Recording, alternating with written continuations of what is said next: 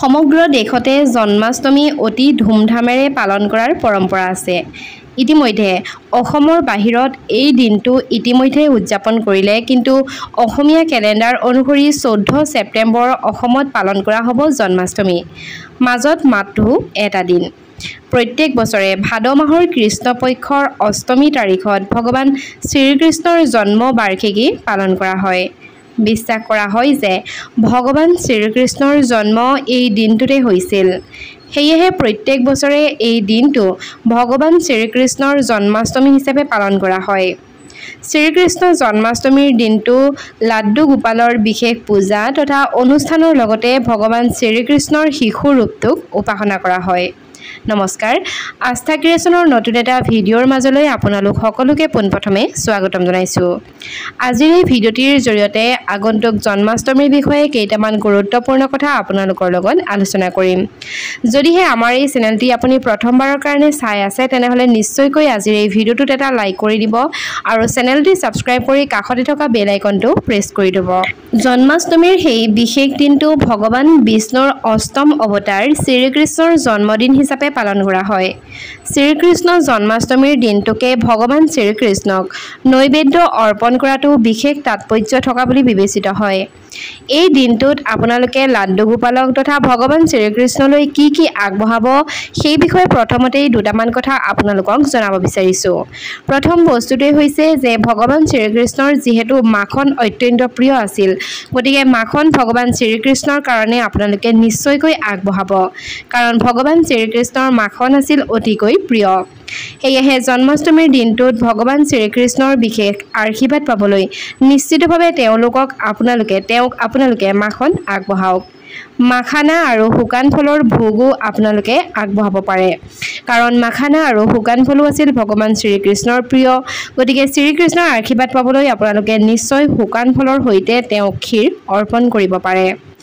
জন্মাষ্টমীৰ দিনটোত কেনেদৰেনো ভগৱান শ্ৰীকৃষ্ণক আৰাধনা কৰিব, নাইবা সন্তানহীনতাৰ সমস্যাত যদিহে কোনোবা স্বামী পুৰুষ নাইবা কোনোবা স্বামী স্ত্ৰী ভুগি আছে, তেনেহ'লে সন্তান সম্ভৱাসকলে জন্মাষ্টমীৰ দিনটোত কি কৰা উচিত, নাইবা সন্তানহীনতাৰ কাৰণে আপোনালোকে কি কৰিব তথা প্ৰেমৰ সম্পৰ্ক ভালে ৰাখিবলৈ আপোনালোকে জন্মাষ্টমীৰ দিনটোত কি কৰিব, সেই বিষয়ে কিছু কথা আজিৰ এই ভিডিঅ'টিৰ জৰিয়তে আলোচনা কৰিম।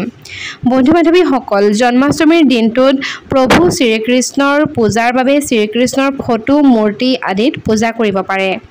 যদিহে আপোনালোকে একো কৰিব নোৱাৰে, তেন্তে জন্মাষ্টমীৰ দিনটোত শ্ৰীকৃষ্ণৰ সন্মুখত বগা মিঠাই আৰু ঘিউৰ চাকি দি আপোনালোকে প্ৰাৰ্থনা কৰিব।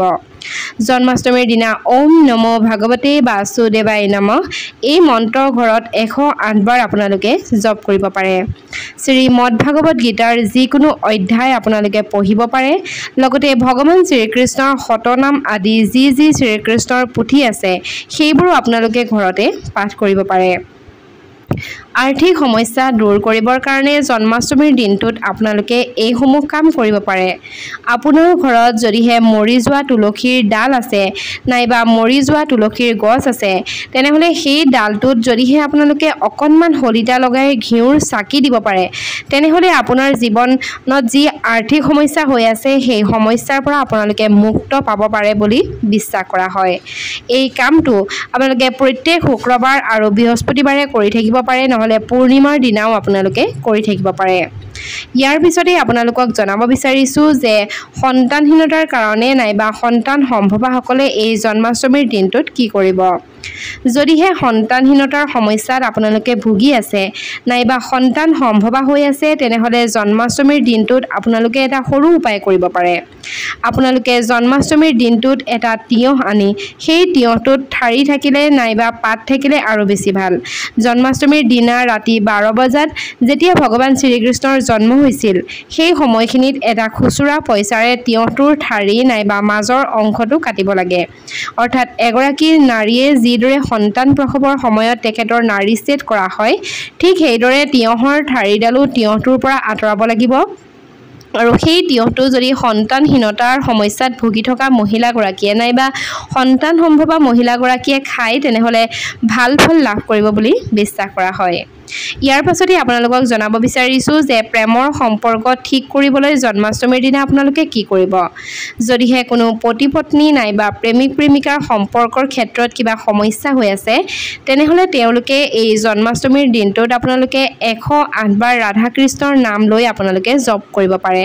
তেনেহ'লে তেওঁলোকে ভাল ফলাফল লাভ কৰিব তথা জন্মাষ্টমীৰ পিছতো প্ৰত্যেক দিনে ৰাধা কৃষ্ণৰ নাম লৈ 28ৰ পৰা 51 বাৰ আপোনালোকে জপ কৰিব পাৰে। শনি গ্ৰহৰ সমস্যাত যদিহে কোনো লোক ভুগি আছে তেনেহ'লে আগন্তুক জন্মাষ্টমীত আপোনালোকে কি কৰিব সেই বিষয়েও কিছু কথা জনাব বিচাৰিছোঁ।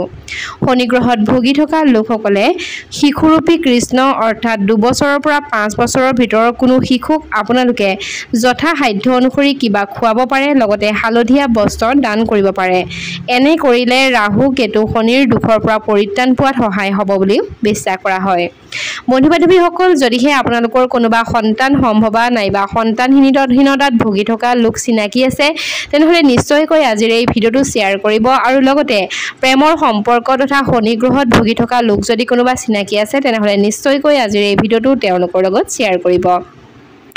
এইখিনিতে আপোনালোকক এটা কথা সুধিব বিচাৰিছোঁ যে আপোনালোকে আজিৰ এই ভিডিঅ'সমূহ নাইবা মোৰ চেনেলৰ এই ভিডিঅ'সমূহ আপোনালোকে কোন ঠাইৰ পৰা চাই আছে এটা সুন্দৰ কমেণ্টৰ সৈতে জনাব বুলি আশা কৰিছোঁ। বন্ধু বান্ধৱীসকল, হিন্দু ধৰ্মত জন্মাষ্টমী উৎসৱক অতি বিশেষ বুলি গণ্য কৰা হয়। প্ৰত্যেক বছৰে জন্মাষ্টমী উৎসৱ ৰক্ষা বন্ধনৰ 8ম দিনটোৰ পৰা পালন কৰা হয়। কিছুমান বিশেষ ৰঙৰ কাপোৰ পিন্ধাটো তথা জন্মাষ্টমীৰ দিনটোত কিছুমান বিশেষ ৰঙৰ কাপোৰ পিন্ধাটোকো অতি শুভ বুলি গণ্য কৰা হয়। কিছুমান ৰং ভগৱান শ্ৰীকৃষ্ণৰ অতি প্ৰিয় আৰু সেই ৰঙৰ কাপোৰ পৰিধান কৰিলে সেই ব্যক্তিজনৰ মানসিক শান্তি আৰু আধ্যাত্মিক উন্নতি সাধন হয়। যদিও উৎসৱৰ দিনত যিকোনো পাতল ৰঙৰ কাপোৰ পিন্ধাটো শুভ বুলি গণ্য কৰা হয়, কিন্তু কিছুমান বিশেষ ৰং বাছি ল'লে আপোনাৰ ভাগ্য উজ্জ্বল হ'ব পাৰে। ইয়াৰ বাবে আটাইতকৈ গুৰুত্বপূৰ্ণ কথাটো হ'ল যে আপোনাৰ মনত ভগৱান শ্ৰীকৃষ্ণৰ প্ৰতি বিশ্বাস আৰু ভক্তি থাকিব লাগিব। দ্বিতীয়তে, তলত দিয়া ৰংবোৰৰ মহত্ব আপোনালোকে যদিহে ভালদৰে বুজি পায় তেনেহ'লে আপুনিও নিজৰ পচন্দ অনুসৰি পোছাক ক্ৰয় কৰিব পাৰিব। গতিকে ব'লক জানি লওঁ যে আপোনালোকে জন্মাষ্টমীৰ দিনটোত নাইবা যিকোনো পূজাৰ সময়ত আপোনালোকে কেনেধৰণৰ বস্ত্ৰ পিন্ধাটো আটাইতকৈ ভাল হ'ব। প্ৰথমতেই ক'বলৈ ওলাইছোঁ গোলাপী ৰঙৰ বস্ত্ৰৰ বিষয়ে। গোলাপী ৰঙৰ বস্ত্ৰ হৈছে প্ৰেম আৰু সুখৰ প্ৰতীক। এই ৰং শুক্ৰ গ্ৰহৰ লগতো জড়িত। তেনে পৰিস্থিতিত আপোনালোকে জন্মাষ্টমীৰ দিনটোত যদিহে গোলাপী ৰঙৰ কাপোৰ পৰিধান কৰে তেনেহ'লে আপোনাৰ জীৱনত প্ৰেম, সুখ আৰু সমৃদ্ধিৰ আগমন ঘটিব। দ্বিতীয়তে হৈছে ৰঙা ৰঙৰ বস্ত্ৰ। জন্মাষ্টমী উৎসৱৰ কাৰণে ৰঙা ৰংটো অতিকৈ শুভ বুলিও গণ্য কৰা হয়। বহুতো জ্যোতিষশাস্ত্ৰবিদসকলে ৰঙা আৰু হালধীয়া ৰঙৰ কাপোৰ পৰিধান কৰিবলৈ পৰামৰ্শ দিয়ে। ৰঙা ৰঙক শক্তি আৰু সাহসৰ প্ৰতীক বুলি গণ্য কৰা হয়। ৰঙা ৰং হৈছে মংগল গ্ৰহৰ লগত জড়িত। তেনে পৰিস্থিতিত এইবাৰ কৃষ্ণ জন্মাষ্টমীৰ উৎসৱৰ ৰঙা ৰঙৰ বস্ত্ৰ পৰিধান কৰিলে আপোনাৰ জীৱনত অপৰিসীম উৎসাহ আৰু শক্তিৰ সৃষ্টি হ'ব। ইয়াৰ পাছতে হৈছে হালধীয়া ৰং। হালধীয়া ৰংটো যে ভগৱান শ্ৰীকৃষ্ণৰ আটাইতকৈ প্ৰিয় ৰং সেই কথা হয়তো আপোনালোক সকলোৱে জানে। ধৰ্মীয় বিশ্বাস অনুসৰি ভগৱান শ্ৰীকৃষ্ণ তেওঁৰ অৱতাৰ। সেয়ে জন্মাষ্টমীৰ দিনা আপুনি হালধীয়া ৰঙৰ বস্ত্ৰ পৰিধান কৰিলে জীৱনত সুখ আৰু সমৃদ্ধিয়ে বিৰাজ কৰিব। লগতে এই কাম কৰাৰ বাবে ভগৱান শ্ৰীকৃষ্ণৰ বিশেষ আশীৰ্বাদো আপোনালোকে লাভ কৰিব। বগা ৰঙৰ ৰংটি হৈছে শান্তিৰ প্ৰতীক আৰু চন্দ্ৰৰ লগত জড়িত।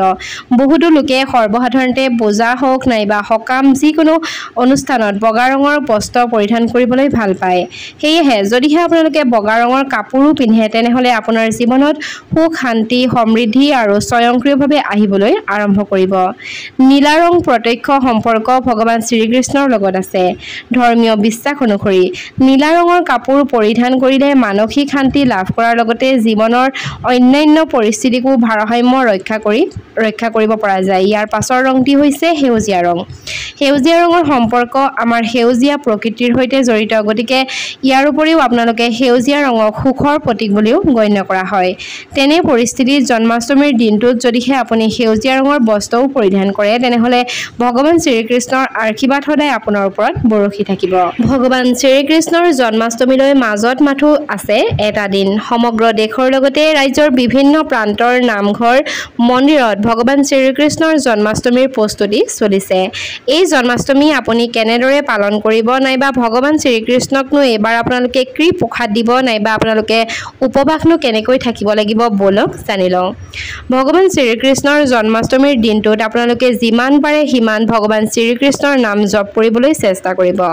ভগৱান শ্ৰীকৃষ্ণক একান্ত মনেৰে প্ৰাৰ্থনা কৰিব লাগে তথা জন্মাষ্টমীৰ দিনটোত যদিহে আপোনালোকে ব্ৰত ৰাখিব পাৰে তেনেহ'লে নিশ্চয় ভাল। নিশাৰ 12 বজালৈকে আপোনালোকে একো নোখোৱাকৈ উপবাস ৰাখিব পাৰে। শাৰীৰিক সমস্যা থাকিলে ফল মূল নাইবা গাখীৰ আদি খাব পাৰে। উপবাস ৰখাৰ সময়ত আপোনালোকে টিভি নাচাব। উপবাসৰ সময়খিনিত ভগৱান শ্ৰীকৃষ্ণৰ প্ৰতি সমৰ্পিত হ'ব লাগে। সেই সময়খিনিত ভগৱান শ্ৰীকৃষ্ণৰ নাম জপ কৰি থাকিব লাগে। নিশা 12 বজাৰ পাছত ভগৱান শ্ৰীকৃষ্ণৰ আৰতি কৰি ফল মূল খাই উপবাস আপোনালোকে নিশ্চয়কৈ ভাঙিব পাৰে। এনেকুৱা কৰিলে মনৰ সকলো কামনা পূৰণ হয় বুলি বিশ্বাস কৰা হয়। এতিয়া আপোনালোকক জনাব বিচাৰিছোঁ ভগৱান শ্ৰীকৃষ্ণৰ জন্মাষ্টমীত আপোনালোকে ভগৱান শ্ৰীকৃষ্ণক কি ভোগ দিব। ভগৱান শ্ৰীকৃষ্ণ অতি প্ৰিয় হৈছে মাখন মিশ্ৰি ভোগ। ঘৰত বিশুদ্ধ মাখন মিশ্ৰি থাকিলে ভগৱান চুৰ কৰি খাবলৈ আহে বুলি বিশ্বাস কৰা হয়। ইয়াৰোপৰি 56 ভোগ দিব পাৰিলে তথা আগবঢ়াব পাৰিলে খুব বেছি শুভ বুলিও মনা যায়। গতিকে একো নোৱাৰিলেও আপোনালোকে ভগৱান শ্ৰীকৃষ্ণলৈ বুলি অকণমান মাখন নিশ্চয়কৈ আগবঢ়াব পাৰে। পদুম ফুলৰ গুটি তথা পদুম ফুলৰ যি গুটি মাখানাৰ সৈতে মিঠাই অতি সোৱাদযুক্ত মিঠাই এই পৰম্পৰাগতভাৱে উপবাসৰ কাৰণে তৈয়াৰ কৰা হয়। ভগৱান শ্ৰীকৃষ্ণক অৰ্পণ কৰাৰ বাবেও ই হৈছে অতি উত্তম বুলি ধৰা হয়। অৰ্থাৎ আপোনালোকে মাখানাৰ জৰিয়তে যি ক্ষীৰ তৈয়াৰ কৰা হয় সেই ক্ষীৰো আপোনালোকে ভগৱান শ্ৰীকৃষ্ণলৈ বুলি আগবঢ়াব পাৰে তথা আপোনালোকে যদি উপবাসত থাকে তেনেহ'লে মাখানাৰ ক্ষীৰ নিশ্চয়কৈ খাব পাৰে। ই অত্যন্ত পুষ্টিদায়ক আৰু ইয়াৰ জৰিয়তে আপোনাৰ শৰীৰেও শক্তি পাব। গতিকে জন্মাষ্টমীটোত আপোনালোকে গোপালৰ প্ৰসাদত মাখানা আৰু লাড্ডুক নিশ্চয়কৈ অন্তৰ্ভুক্ত কৰিব পাৰে। ময়ূৰ চৰাইৰ পাখি তথা ময়ূৰ হৈছে ধনাত্মক শক্তি আকৰ্ষণ কৰে। ইয়াৰ দ্বাৰা বাস্তুদোষো দূৰ হয়। জন্মাষ্টমীৰ দিনটোত যদিহে আপোনালোকে ঘৰত ময়ূৰৰ পাখি আনে তেনেহ'লে ঘৰুৱা অসুবিধা ৰোধ কৰাৰ লগতে কাল সৰ্পদোষৰ পৰাও সকাহ পোৱা যায় বুলি বিশ্বাস কৰা হয়। ভগৱান কানাইৰ গৰু আৰু ঘিউৰ প্ৰতি অত্যন্ত মোহ আছিল। জন্মাষ্টমীৰ দিনটোত ঘিউ কিনি ভগৱান শ্ৰীকৃষ্ণক তেওঁৰ প্ৰিয় বস্তু হিচাপে আপোনালোকে অৰ্পণ কৰিব পাৰে। জন্মাষ্টমীৰ দিনটোত গৰু পোৱালিৰ সৰু এটি মূৰ্তি আপোনালোকে ঘৰলৈ কিনি আনিব পাৰে।